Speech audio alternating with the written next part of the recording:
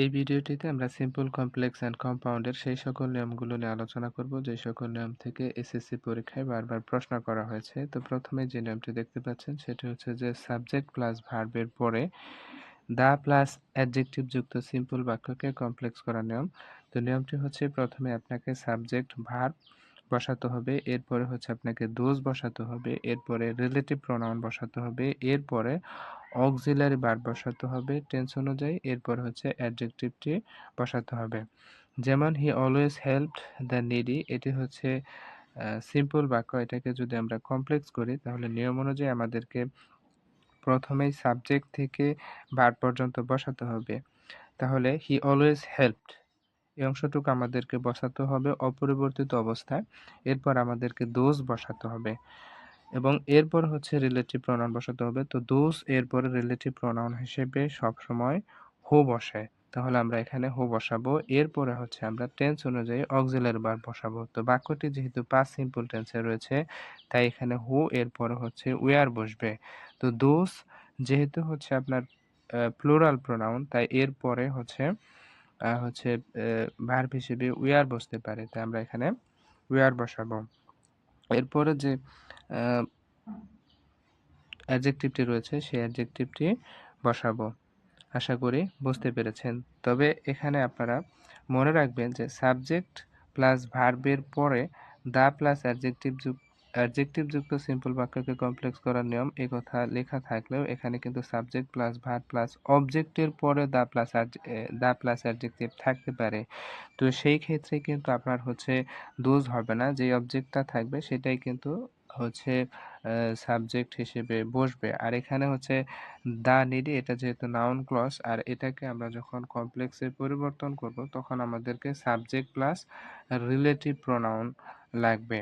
তো সেই অনুযায়ী এখানে কিন্তু এই বাক্যটিতে কিন্তু আমাদের হচ্ছে আ অবজেক্ট নেই। অর্থাৎ আমি যেটা বলতে চাচ্ছি সেটা হচ্ছে দেখুন এখানে দ্য নিডি বলতে এখানে নিডি পিপলকে বোঝানো হচ্ছে। অর্থাৎ এখানে যদি নিডি পিপল থাকতো তাহলে আমরা কিন্তু এখানে পিপল হু ওয়্যার এভাবে বলা যেত। কিন্তু পিপল থাকলেও আমরা এখানে তার প্রোনাউন ফর্ম হিসেবে দোজই ব্যবহার করতাম। তো এই বিষয়টি বোঝার জন্য আপনারা হচ্ছে সবুজ কালারে লেখা যেই বাক্যটি দেখতে পাচ্ছেন সেটি দেখতে পারেন। তাহলে বিষয়টি কিন্তু স্পষ্ট হয়ে যাবে যে কেন আমরা এখানে those ব্যবহার করলাম। রাইট?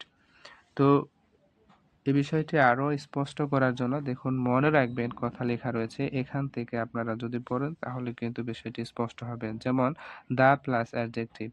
এখানে বলতে বোঝানো হয়েছে যে the poor, the rich, the blind, the needy এর মানে হচ্ছে people who R. R complex করলে আমরা লিখি অ্যা যে দ্য পুর এটা সমান আমরা লিখতে পারি দোজ হু আর পুর। দ্য রিচ এটা সমান আমরা লিখতে পারি those who are rich. The needy এটা সমান আমরা লিখতে পারি দোজ হু আর নিডি। অর্থাৎ পিপল হু আর পুর অথবা people who are rich, people who are needy এটা না লিখে আমরা লিখি those who are poor, those who are rich, those who are needy. অর্থাৎ পিপল থাকলে সেটার হচ্ছে আমরা প্রোনাউন হিসেবে দোজ ব্যবহার করি। আশা করি এই বিষয়টি বুঝতে পেরেছেন। তো এরপরে দেখুন I saw a poor boy I এটাকে যদি এখানে দেখুন এখানে কিন্তু অবজেক্ট হিসেবে হচ্ছে বয় এটা রয়েছে। অর্থাৎ a poor boy এটা এই অংশটাই অবজেক্ট। তবে এখানে দেখুন অ্যাডজেক্টিভ এর পরে কিন্তু নাউন রয়েছে। আর ওখানে কিন্তু অ্যাডজেক্টিভ এর পরে নাউন ছিল না। যদি থাকতো তাহলে আমরা কিন্তু রিলেটিভ প্রোনাউনের আগে ওই নাউনটাকেই সাবজেক্ট হিসেবে ব্যবহার করতাম। যেমন এখানে দেখুন রিলেটিভ প্রোনাউনের আগে কিন্তু বয়কেই ব্যবহার করা হয়েছে। আশা করি এই বিষয়টি বুঝতে পেরেছেন। রাইট? এরপরে আপনারা যে নিয়মটি দেখতে পাচ্ছেন সেটি হচ্ছে যে টু প্লাস মূল ভার্ব যুক্ত সিম্পল সেন্টেন্সকে কমপ্লেক্সে পরিবর্তন করার নিয়ম। তো নিয়মটি হচ্ছে যে যেই স্থলে অর্থাৎ যেখানে আপনার হচ্ছে টু প্লাস মূল ভার্ব থাকবে সেখানে আপনি টু এর স্থলে সো দ্যাট বসাবেন।